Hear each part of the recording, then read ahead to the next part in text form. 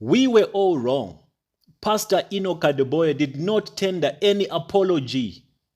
He didn't apologize for nothing. He just elevated his game from being an ordinary pulpit conman to a professional pulpit con master. I want you to listen to this part that most of the people analyzing this matter ignored. Pay very close attention and listen attentively to what he said. It is wrong to limit you to 10%. At a time when some of you should be 20%, 30%, 40%. 10% should be for beginners. Giving should be violently. Violently. What kind of an apology is this?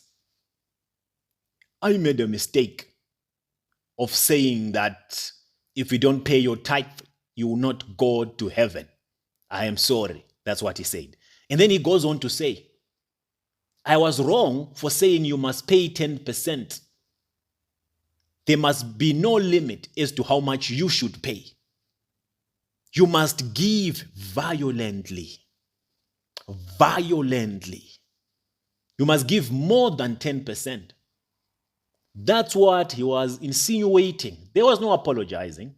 He can only fool the gullibles. But we see through the man. What he has been receiving is not enough, according to him. So he wants his followers to give violently, to give more. And guess what? They are going to give more. They'll keep giving more. There's no cap anymore. No more 10%. Now it's 20, 30, 40, going up, or even your entire salary. Because they all paid with the doctrine that sometimes you must bring your first fruit, and your first fruit is your entire salary after tax. So which means you live with nothing. You give it to the man of God. He's only removing the supporting principle, which is begged by Malachi to say, if you don't pay your tithe, it's not even begged by Malachi, but they use Malachi to justify their nonsense. He's only saying that, okay, if you don't pay your tithe, you might still go to heaven. But if you are going to pay your tithe, make sure it's not 10%. It should be more. It should be more violent. Ah, come on, Bishop. But I was thinking, and I was listening, as I was listening, I don't think Bishop needs this money for himself. I keep calling him Bishop because I confuse him with Oyedepo. They are birds of the same feather. I don't think he needs this money for himself. Enoch, Adeboye. I have told you before that these men are captured.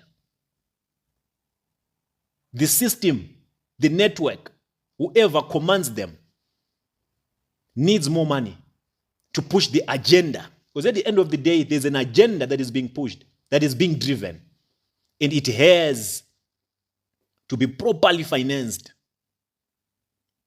I'm sure all the money that they collect, they remit a big percentage to the big bosses so that this agenda can be spread worldwide. Because if you are to think that Adeboye needs this money for himself, you are lying to yourself. There's no way. There's something going on behind the scenes. There are big powers that are pushing these men to be raising funds for their secret organizations. I told you the church is captured.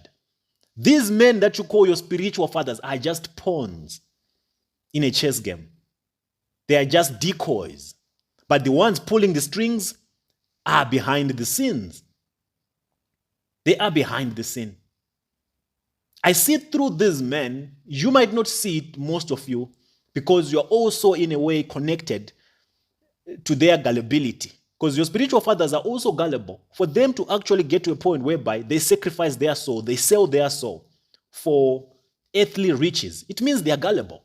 For them to go to Benin so that they can perform certain rituals to just have earthly riches, it means they are gullible. There's no sane man who will ever bend down for another man with the promise that you will conquer the world and you will have connections, you will have money, you will have fame. No sane man can do that. It only takes a gullible man to accept being evil, to accept manipulating masses. It only takes a gullible man. And their gullibility is automatically transferred to their followers who are still defending the likes of Adeboye, who are saying, give violently, give more than 10%. This is embarrassing. What church has been turned into, it is embarrassing. It's now all about money, money, money, money, money, money. And you think they need the money. They don't need the money for themselves. They are giving it to the bosses. They are remitting or whatever, everything they are collecting from you to the big, big bosses. Have very secure passwords on your pockets, my people. Do not finance these shrines. The more you finance them, the more you are destroying the church. Because without your money, they will never be able to control masses. Without your money, they will never be able to manipulate masses. Without your money, they will never be able to destroy the church of Christ. And you think you're giving God. No, I'm seeding in the kingdom. Which kingdom do you know? You are just gullible. That's the thing. You know nothing about the kingdom. The kingdom that you are actually funding is the kingdom of the devil. In your ignorance, I'm a partner.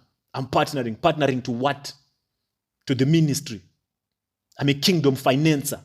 Listen to the fancy words fancy titles that they give themselves so that they feel special. In Kristo ya Kilome, there are multiple of them that boast about giving the most. I'm a kingdom financer. Which kingdom? That's the question. Because there are two kingdoms. One for God, one for the devil. And it's very unfortunate that you have been giving to the devil's kingdom.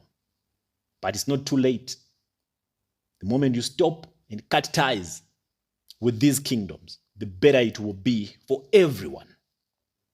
My people, there was no apology. The man remains deceptive, and the man will continue to deceive masses, and he will continue to serve whatever dark forces that he has been serving.